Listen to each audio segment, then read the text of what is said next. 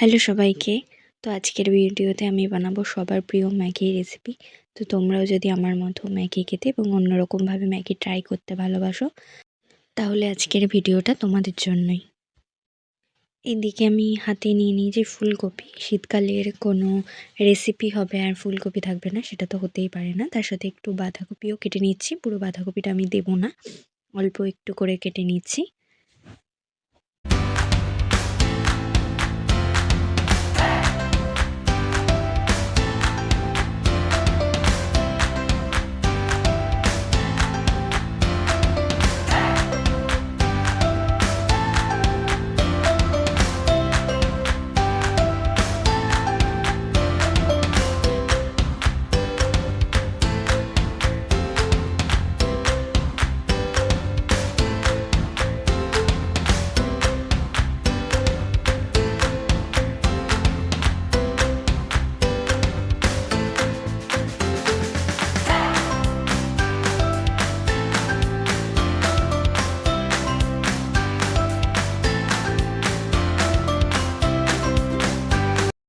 এদিকে আমি ফুলকপি, বাঁধাকপি, ক্যাপসিকাম, গাজর, কড়াইশুঁটি, ধনেপাতা, আলু সব নিয়ে নিয়েছি। তো চলো সবজিগুলোকে এবার ঝটপট করে কেটে ফেলা যাক।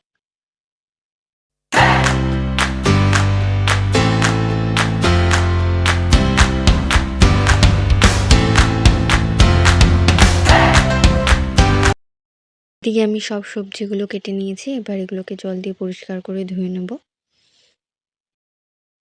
সবজিগুলোকে আমি ভালো করে ধুয়ে নিয়েছি, এই দেখো।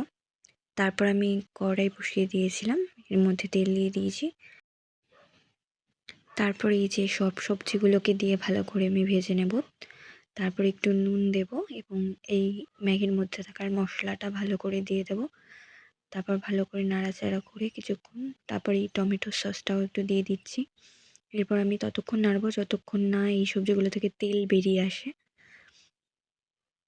তারপর তেল বেরিয়ে গেলে দেখো একটু জল দিয়ে দিলাম এবং আমি একটু চিনিও দিয়েছি, যাতে একটু খেতে মিষ্টি মিষ্টি হয় এবং খেতে ভালো লাগে খুব।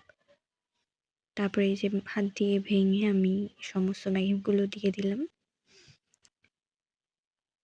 এই দেখো ম্যাগি থেকে গরম ধোঁয়া উঠে গেছে। এটাকে ভালো করে নাড়িয়ে চাড়িয়ে সেদ্ধ করে নিতে হবে।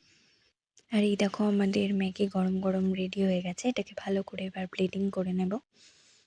সবাই এরকমভাবে ট্রাই করে দেখো, সত্যি খুব ভালো হয়েছে।